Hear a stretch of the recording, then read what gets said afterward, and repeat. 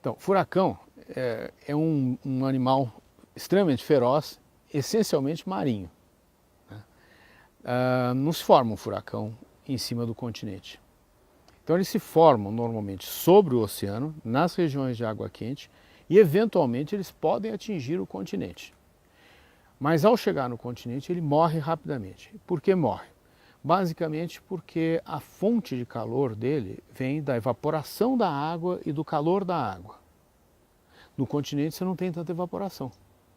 Então você basicamente corta o combustível do furacão, que é o vapor d'água, né? É esse vapor d'água essencialmente que consegue sustentar a dinâmica daquele vórtice, daquele ciclone, né, que vira no sentido, no caso do hemisfério sul, no sentido horário, no hemisfério norte, no sentido anti-horário.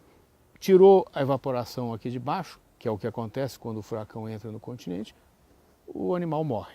O furacão é um sistema meteorológico absolutamente necessário para o sistema climático a acabar com o estresse, né? Estresse aqui, definindo de forma mais clara, é o seguinte: é o excesso de energia na superfície.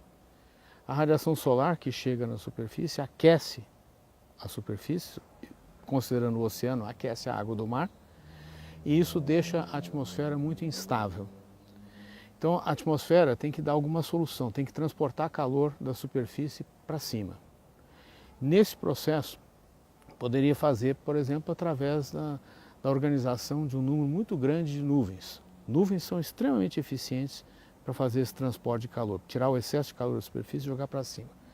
Mas se organizar as nuvens num sistema intenso como um furacão, é uma forma rápida e muito eficiente de você transportar calor da superfície para cima. O sistema climático ele vai fazer um furacão toda vez que detectar uma anomalia quente, ou seja, excesso de calor na superfície, e se ocorrerem outras condições, sobretudo relacionadas com o vento.